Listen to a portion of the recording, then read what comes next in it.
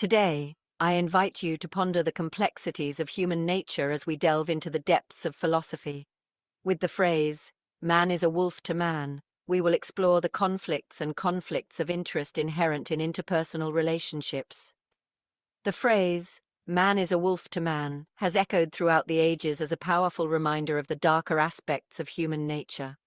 It proposes a world where individuals are driven by selfishness, hunting each other down in a ruthless quest for power and survival. This concept continues to resonate deeply in our modern world. From the cutthroat competition of the corporate world to the divisive rhetoric that permeates our political landscape, the worm within seems more present than ever. This essay delves into the historical and philosophical roots of this triple expression, tracing its journey from the Roman playwright Plautus to the English philosopher Thomas Hobbes.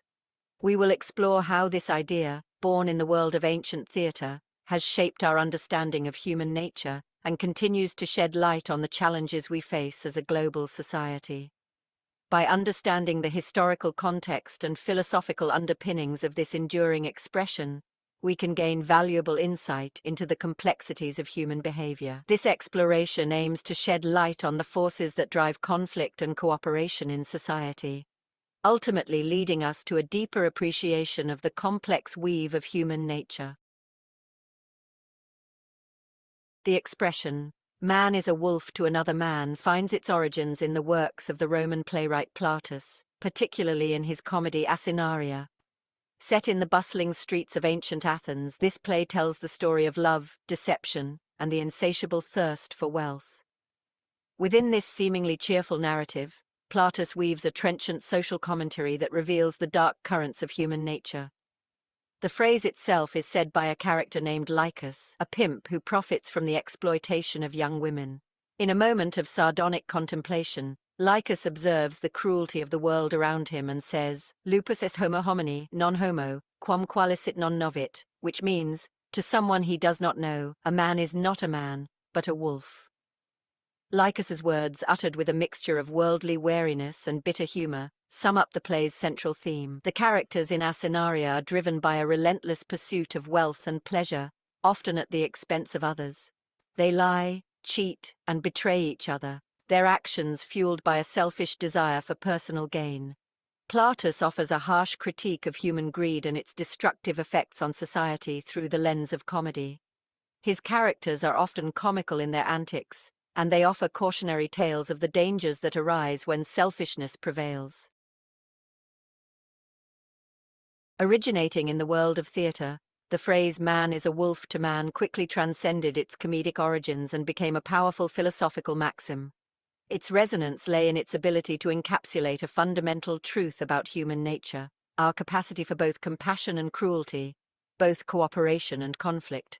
This duality inherent in human experience has fascinated thinkers for centuries. From the ancient Greeks grappling with the concepts of good and evil, to modern philosophers exploring the complexities of morality and ethics, the question of what it means to be human has remained a central theme of inquiry. The enduring power of Plautus's statement lies in his ability to distill this complex question into a striking and memorable image. Often associated with savagery, hunger, and lack of empathy, the wolf becomes a metaphor for the darker impulses that lie within us all. This does not mean that people are inherently bad or incapable of good. Rather, the phrase serves as a reminder of the constant tension between our selfish desires and our capacity for empathy and cooperation.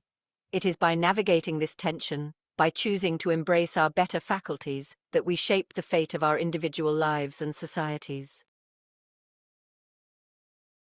Centuries after Plautus penned his famous phrase, English philosopher Thomas Hobbes would breathe new life into it, using it as the cornerstone of his groundbreaking work Leviathan.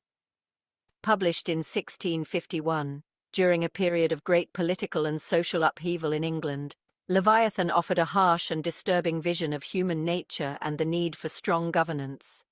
Writing against the backdrop of the English Civil War, Hobbes witnessed firsthand the chaos and brutality that could result when social structures collapsed.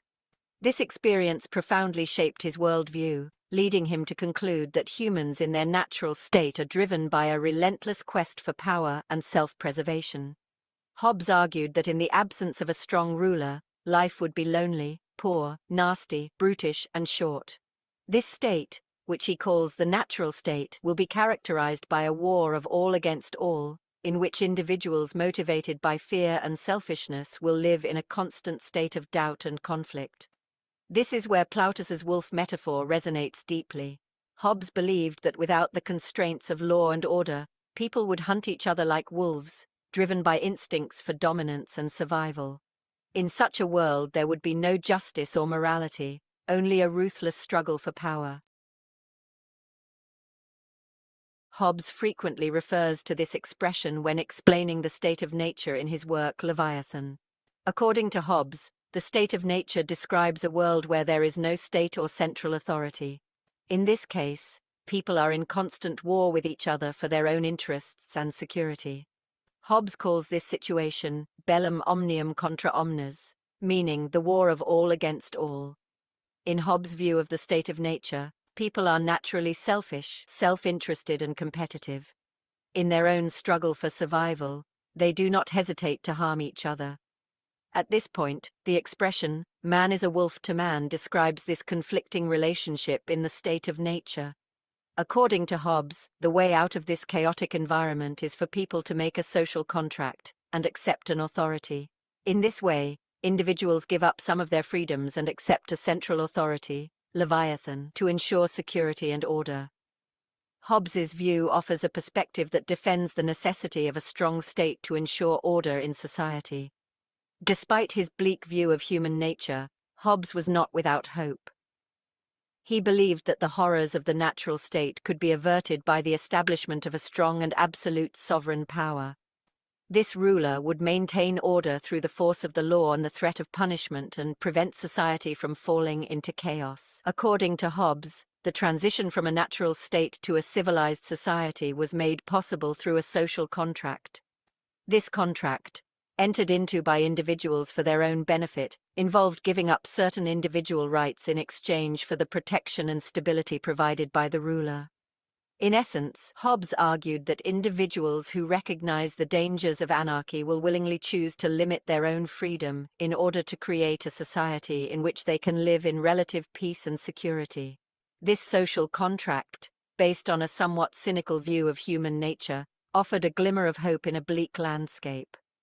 Although Hobbes's ideas have been the subject of much debate and criticism, his work remains a cornerstone of political philosophy. His exploration of the relationship between individual freedom and the need for order continues to resonate in contemporary debates about the role of government, the limits of personal freedom, and the difficulties of maintaining a just and stable society. The expression "man is a wolf to another man" is still relevant today in social relations and dynamics between individuals. This concept is frequently used in the modern world to address different aspects of competition, conflicts of interest, and social division. Here are some reflections of this saying today. Competition and capitalist economy. In free market economies, individuals and companies compete intensely to maximize their own interests. In this process, ethical values can sometimes be pushed to the background. Especially in sectors where competition is intense, a ruthless atmosphere can develop in the business world. In this context, the expression, "man is a wolf to man," is seen as a criticism of these conflicts of interest in economic systems. Social media and self-interest. In the digital world, individuals may criticize or denigrate others to promote themselves and gain followers on social media. This creates an environment where people can be ruthless and competitive towards each other on social media. This shows that individuals are prone to harming others for their own benefit. Individualization and social loneliness. Individualization in modern societies leads people to focus on their own goals. This means a weakening of the community spirit and a decrease in empathy and solidarity. Especially in big cities, people become alienated from each other and lonely. In this context, the saying "man is a wolf to man" describes a society in which individuals become insensitive and alienated from each other. Political and social polarization.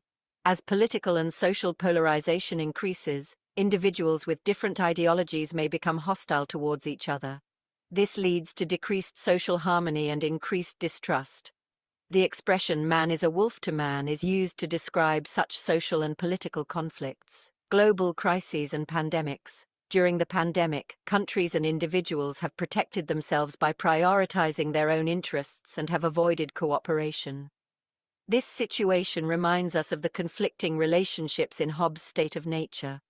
During global crises, conflicts of interest may come to the fore instead of solidarity, and this is a contemporary reflection of the saying man is a wolf to man.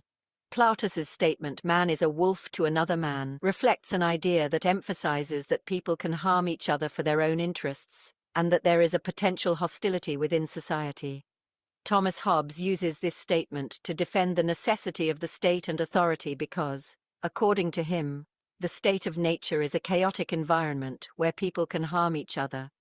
Today, this saying provides a starting point for understanding competition, individualization, and social polarization in society, as well as for criticizing the selfishness and self-interest in human nature.